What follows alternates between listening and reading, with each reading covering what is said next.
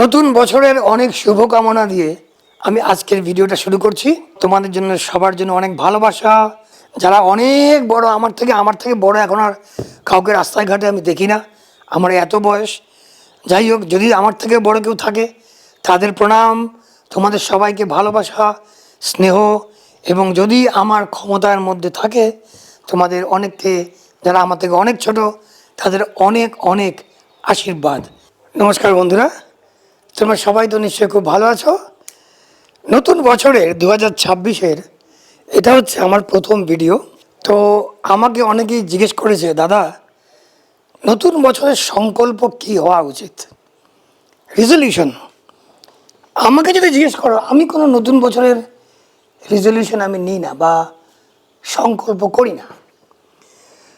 কারণ আমার সংকল্পগুলি, আমার যে অ্যাফার্মেশনসগুলি ভেতরে চলতে থাকে। কাজেই স্পেশালি আজকে 1 জানুয়ারি, 1 জানুয়ারি বা 2 জানুয়ারি, মাসের প্রথম দিন, বছরের প্রথম দিন, শেষ দিন, এইভাবে কোনো সংকল্প নেওয়া যায় না। সংকল্পটা হচ্ছে অহরহ, সবসময় হতে হবে। যাই হোক, যারা জিজ্ঞেস করেছো তাদের বলে দিই যে এই বছরে তোমরা যখনই কোনো অ্যাফার্মেশন করবে, একটা নতুন সিস্টেম আমি তোমাদের শিখিয়ে দিচ্ছি। প্রথম, তোমরা যে অ্যাফার্মেশনটা করবে, ভালো ভালো কথা অ্যাফার্মেশন, আমরা যা বলি, আমরা যা ভাবি, দিস আর ভেরি ইম্পর্ট্যান্ট। কী ভাবছো এবং কি বলছো, কি দেখছো, কি শুনছো, এটার উপর নির্ভর করে তোমার ভেতরের প্রোগ্রামিংটা কেমন হবে। সারাক্ষণ যদি ওই টিভিতে সিরিয়াল দেখতে থাকো যেখানে কোনো হিরো বা হিরোইন নেই, সবাই ভিলেন, শাশুড়ি ভিলেন, ননদ ভিলেন, বাড়ির বৌমা ভিলেন, ছেলে ভিলেন, শ্বশুর ভিলেন, সম্বন্ধী ভিলেন, বন্ধু ভিলেন, সব ভিলেন, এগুলি যত দেখবে তোমার মনটা ওইভাবে বাকি পৃথিবীর সবাইকে ভিলেন রূপে দেখবে।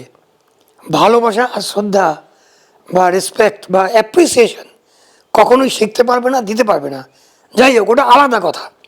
তোমরা কিভাবে অ্যাফার্মেশন করবে আমি আজকে একটা নতুন পন্থা শিখিয়ে দিচ্ছি। 1 পাতা, 2 পাতা, 3 পাতা। প্রথমে লিখবে যে তুমি কি পেয়েছো, তার জন্য কৃতজ্ঞ। যেমন আমি খুব কৃতজ্ঞ যে আমি খুব ভালো স্বাস্থ্যের অধিকারী। নাম্বার 2, আমি খুব কৃতজ্ঞ যে আমি খুব সম্পদশালী। তুমি হও বা না হও, এটা তোমাকে প্রেজেন্ট কন্টিনিউয়াস টেন্সে লিখতে হবে বা বলতে হবে। প্রথমটা কি বললাম, আমি খুব কৃতজ্ঞ যে আমি খুব ভালো স্বাস্থ্যের অধিকারী।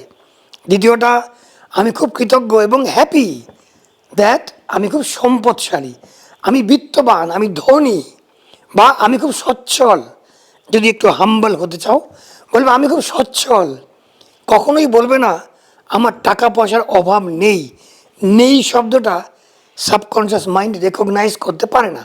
কাজেই বলবে আমি খুব খুশি এবং কৃতজ্ঞ যে আমি খুব সচ্ছল। আমি খুব খুশি যে সবাই আমাকে ভালোবাসে। আমি খুব কৃতজ্ঞ যে আমি সবার মধ্যে ভালোবাসা ছড়িয়ে দিতে পারি। আমি খুব কৃতজ্ঞ এবং খুশি যে আমার ক্যারিয়ার খুব ভালো চলছে। এতগুলো না লিখলেও হবে, তোমার যেটা পছন্দ 4টা 5টা লিখবে। প্রথম পাতা, পেজ নাম্বার 1। পেজ নাম্বার 2, ওইগুলো লেখো যেগুলি না পাওয়ার জন্য তোমার দুঃখ আছে মনে।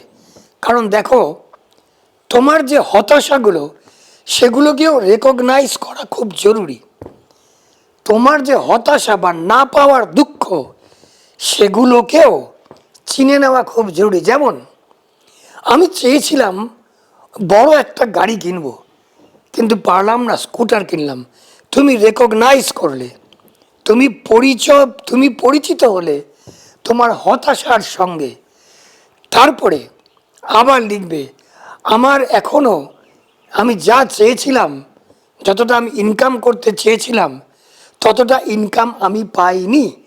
তোমরা জিজ্ঞেস করবে নি কথাটা কেন বলবো, পাইনি? কারণ তুমি তখন তোমার নেগেটিভ সাইডটা লিখছো।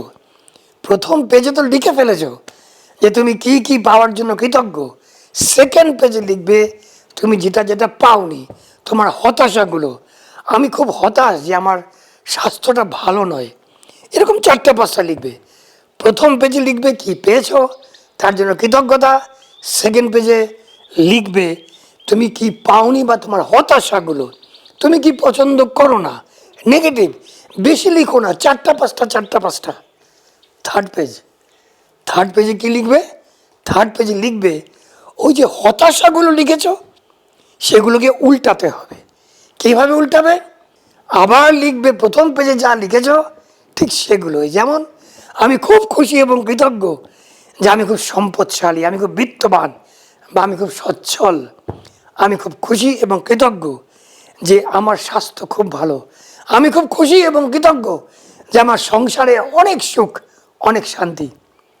এই যে প্রথম পেজ আর থার্ড পেজে এই যে ইতিবাচক কথাগুলো লিখলে, পজিটিভ অ্যাফার্মেশনগুলো লিখলে, সেকেন্ড পেজে যে নেতিবাচক যে নেগেটিভ অ্যাফার্মেশনটা করলে ওটাকে ধুইয়ে দিয়ে দুটো মিলে তোমার জীবনকে দেখবে সচ্ছল, স্বাস্থ্যবান, আনন্দে ভরপুরভাবে তোমার জীবন চালাবে।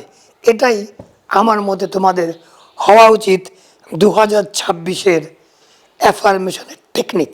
তোমরা সবাই ভালো থাকবে, তোমাদের সবার মঙ্গল হোক। আবার দেখা হবে, যাও জিতে নাও।